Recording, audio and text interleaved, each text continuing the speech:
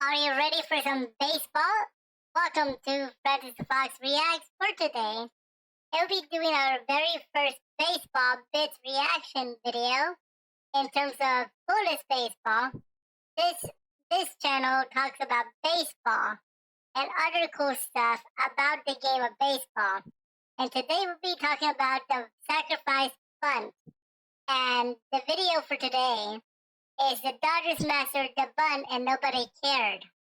And you're gonna figure out why the LA Dodgers did that. And it talks about the one thing you don't see anymore. The one thing, the sacrifice bunt. So let's have a look, shall we? Hey, look, there's merch. Yes, there is merch. This is a video about bunting, a divisive topic that is sure to elicit strong feelings. Do you like it when players bunt? Well, you It is up to everybody's opinion. Still through underhand. Do you strongly dislike it when players bunt? Well, you might just be a computer nerd that needs to go outside and cut some grass. That dichotomy is what makes the 2019 Dodgers so interesting. The Dodgers are a forward-thinking baseball organization Yes, they are. with both deep pockets and insanely effective player development. But what if I told you, sorry, this is my ESPN 30 for 30 impression. What if I told you that the smartest team also perfected the sacrifice bunt?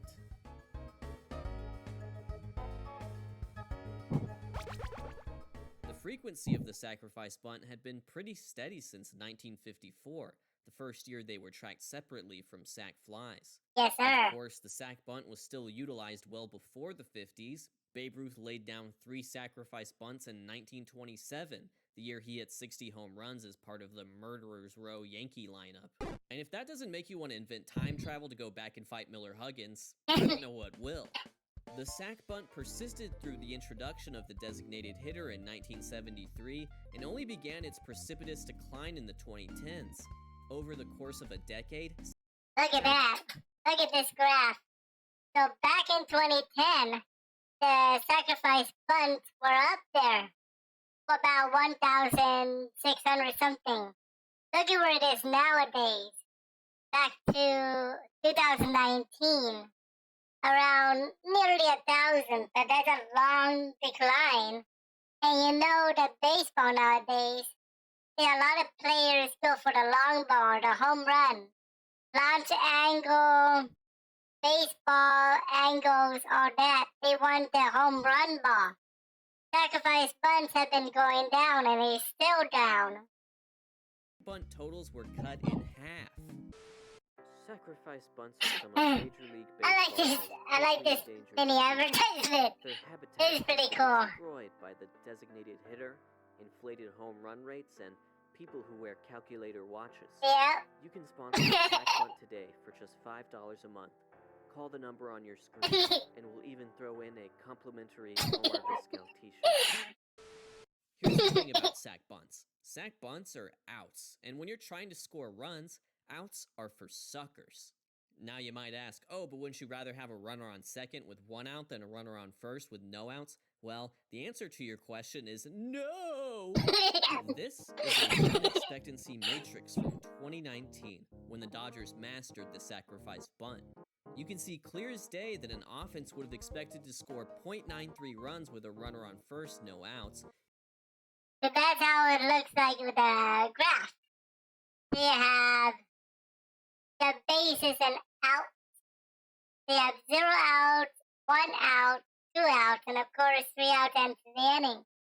Look at how much the ERA or bunt run expectancy is different based on how many outs there are on the ball. Look at that.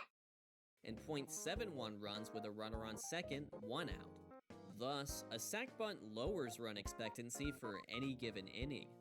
But wait, the run expectancy matrix is just an average and simply assumes that every hitter is league average. That's right. That's why it makes sense to sacrifice bunt with pitchers, because they're awful at hitting. Here's the slash. He's right.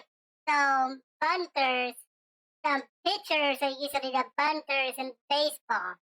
You don't see a precision player like let's say in the Dodgers, Justin Turner bunt a lot. You're gonna see somebody like Clayton Kershaw bunt because he's a pitcher. So he's right. Line of all pitchers in 2021. It's appalling. The most likely outcome of a pitcher hitting is a strikeout. So while bunting with bad hitters doesn't increase run expectancy, it effectively hedges your bets, which is to say that it makes far more sense to bunt with hedges than bets. So now that we've established that it does in fact make sense to bunt with pitchers not named Ohtani, let's introduce the trio of bunting legends that headlined the Dodgers in 2019. Clayton Kershaw, He's still here. Ryu, and He's Kenta out. Maeda. He's out. So Kershaw is still with us. Ryu is going to, I believe, Toronto. And Maeda, I think, is East Coast now.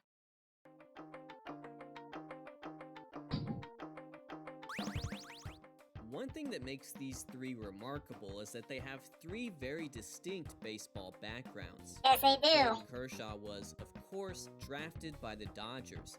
As a pitcher, he had very limited hitting opportunities in the minor leagues, but racked up 743 plate appearances in the big leagues going into 2019, so he was fairly experienced in the ways of the bunt. Kenta Maeda developed in Japan's Central League, where pitchers hit. Let's all stop to admire this home run he hit with the Hiroshima Carp. Completely different league from Kershaw's. Still, he was swinging the lumber. But Hyunjin Ryu came up in Korea's KBO, where they have a universal designated KBO is Korean baseball. As such, he never even picked up a bat as a pro until he joined the Dodgers in 2013. He must have retained some batting skill from his high school days, as Ryu is actually the best career hitter of the three. Yeah, he got one. At least in major leagues. He got his first home run in the Dodgers. When it comes to laying down a bunt, experience matters. It's always funny to watch a long-time American League pitcher try to lay one down in interleague play. It usually doesn't go well. Yet, these three Dodgers had completely different experiences, but were all extraordinarily good at sacrifice bunting in 2019. I mean, who could forget when Zack Greinke tried to spoil Ryu's bunt with a 61-mile-per-hour beauty? That was classic Greinke, but Ryu wasn't fazed. He made it work later in the at-bat. You've 61 miles per hour. Fields, but how about Kenta Maeda bunting to both fields? Yep, he sent two perfect bunts up the first and third base foul lines in the same game. Pinch hit for Ryu in the 7th inning? Nah, he's cruising. Leave him in and let him drop the bunt, setting the table for Corey Seager to drive in a run with a double. That's just good teamwork. Yes, sir. Later, you had to guess Kershaw was going to join the fun. How about when he turned two pitches into two bunts versus Sean Anderson of the Giants? Those bunts were all over SportsCenter. Ooh, remember when Kershaw went way out of the zone to grab this sacrifice? I hope to one day tell my grandkids about that bunt. Of course, it all paled in comparison to what Kenta Maeda executed one fateful evening in August. The squeeze play? In the year 2019 of our Lord? It's so beautiful. The squeeze play. Kenta Maeda. At the end of the season, the Dodgers won 106 games, but were stunned by the Nationals in the NLDS. It was a disappointing conclusion, but something remarkable had occurred. Kershaw, Maeda, and Ryu each finished with at least 12 successful sacrifice bunts. Let's put those numbers into perspective. Those are good numbers. The three Dodger pitchers led all of Major League Baseball in sacrifice bunts, and I want to be very clear here, that kind of thing simply doesn't happen.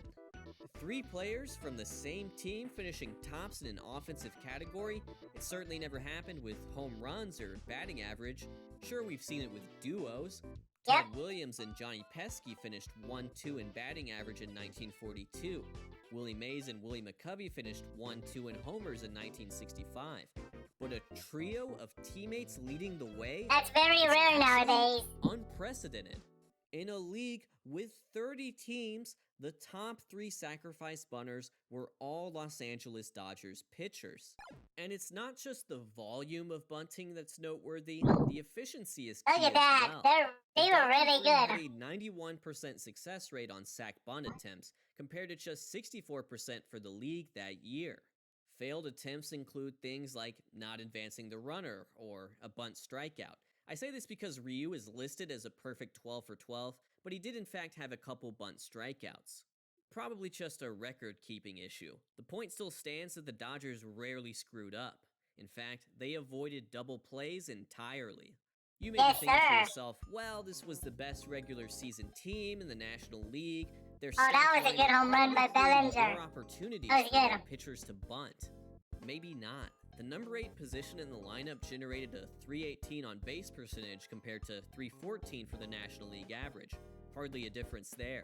Those Dodger pitchers typically had Russell Martin and Austin Barnes hitting ahead of them, neither of whom had particularly great seasons at the plate.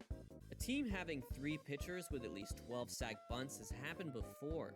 The 1993 Phillies did it with Danny Jackson, Ben Rivera, and a guy that's really gonna make this YouTube comment section unbearable. And then the 1978 Dodgers, somewhat appropriately, actually achieved this with 4 pitchers. Here's why this video isn't about those teams instead. In the National League of 1978, 1 in 76 plate appearances was a sac bunt. In 1993, it was 1 in 78. But in 2019, post Moneyball, home run records getting smashed, try 1 in 176 plate appearances. That's a lot. An environment far more harsh on the brave pitchers that dare to defy the status quo and just kind of stand there and let the ball bounce off their bat. Boink. That's the sound a bunt makes. Boink. So the sacrifice bunt is okay for pitchers because it's a productive out. It's still an out, but it's less damaging than a strikeout, which we've established is a very likely outcome. But sometimes we can dream bigger. These bunts don't always have to be outs. They can pressure the defense into a mistake. Kenta Maeda, for example, reached space safely twice on throwing errors from Zach Godley and Chichi Gonzalez. Those plays can really extend the rally. In fact, the bunt's ability to put pressure on the defense might just be what saves it from extinction.